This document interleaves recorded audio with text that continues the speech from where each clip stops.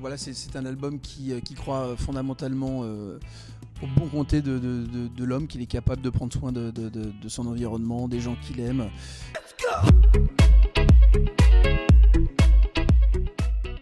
Mon nouvel album s'appelle Imagine un monde. Comme son titre l'indique, c'est un album qui est profondément humaniste, qui parle de prendre soin de l'être humain en fait, et de la nature et de tout ce qui nous entoure. Voilà, c'est un album qui croit fondamentalement au bon côté de l'homme, qu'il est capable de prendre soin de son environnement, des gens qu'il aime. Et parce que l'homme est foncièrement bon, je pense, j'ai envie de le penser.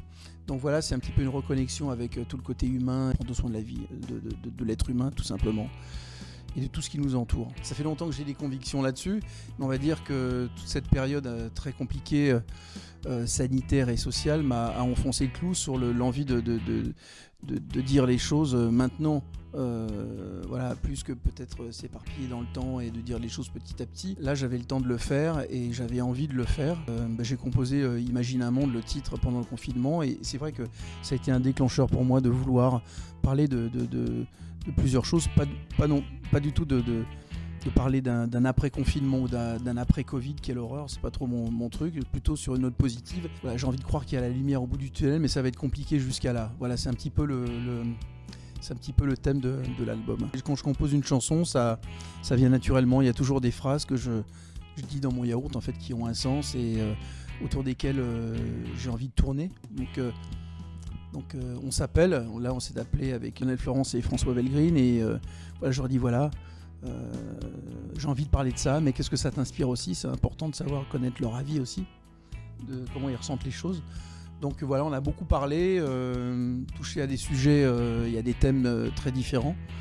Et voilà, il y a certaines chansons comme Ciel et Terre qui traitent, on va dire, qui traitent des réseaux sociaux un petit peu, mais d'une façon, on va dire, deuxième voire troisième degré. Donc c'est ce que je ressens au fond de mon être. Je pense que c'est un album qui est basé sur le ressenti aussi, sur un ressenti et je pense que le confinement, 7 milliards d'êtres humains confinés qui peuvent pas se voir, c'est quand même un sacré truc. Ça s'est jamais vu, ça c'est la première fois. Donc même pendant au temps des grandes guerres, il y avait d'autres problèmes, mais ça c'est quand même un truc hallucinant, quoi, quand on y pense vraiment.